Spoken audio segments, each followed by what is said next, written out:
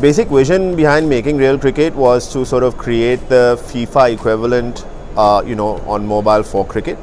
I've been a very avid FIFA fan ever since I was a kid, and unfortunately there wasn't anything on the same lines for cricket. So the idea was, can we do something, that can address my concern basically, and that would be the concern of a million Indians to start with. And the idea was always to first win at home and then to go outside and win globally.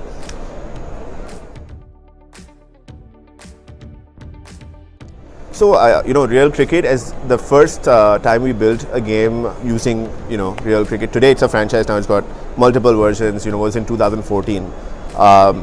In total, we've had about 365 million downloads for the game franchise, right? And as of now, we can say that in the Indian subcontinent, we would have about 89%, of our users still in the Indian subcontinent.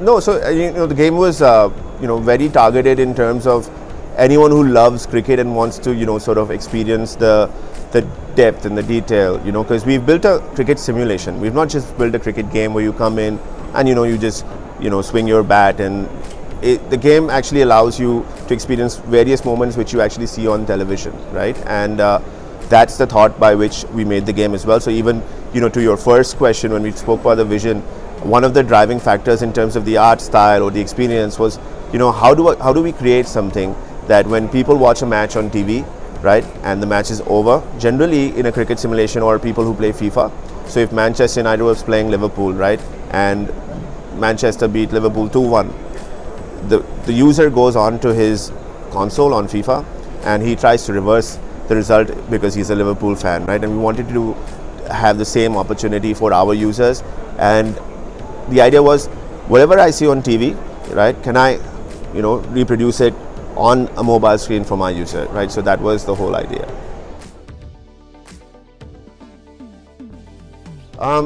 It's in the name. So the first word, real, right? We've gone pretty crazy on the realism aspect, right, from motion capture to sort of picking out mannerisms of the players, cutscenes, the DRS system, even in terms of how our AI behaves, right? We have very complicated sort of algorithms which make the matches go close. It's not always going to be a one-sided affair. However, there could be a situation where it'd be a one-sided affair.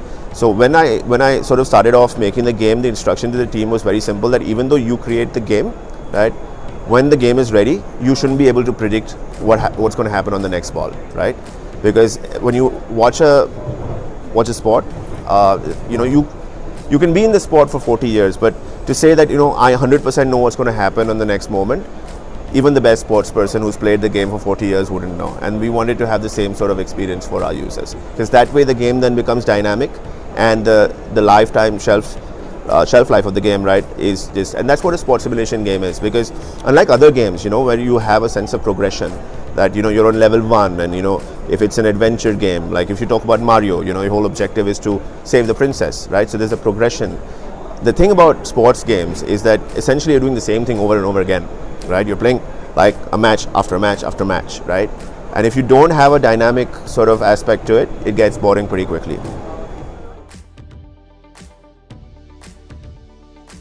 So, whilst people say AI is a new age technology, AI has been part and fundamentals of game development and design for a long time, right? The reason for that is very simple. Most single player games require you to play against imaginary, what you could say, मैं PC के सामने खेल रहा हूँ, right? So that PC is nothing but the AI, right?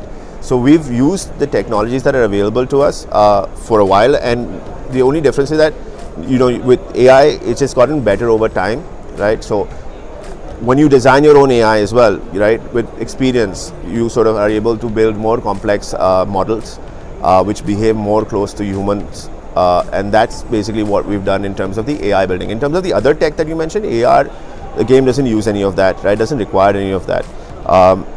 We did flirt with the idea of having possibly VR in it, but then there was the challenges with VR is, for a good VR experience, you also need the hardware, right? And so far we saw that the hardware adaptation in terms of VR is not, at volume, at scale, right? And we wanted to build a game that is for the masses. Cricket is such a sport that it's followed by the masses, right? So we wanted to provide an experience which the masses can enjoy.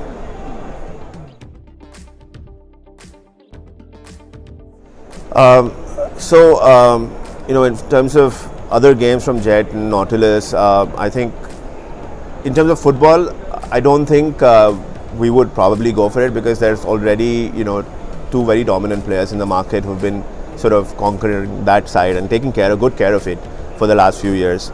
Not last few years, I mean, a couple of decades now.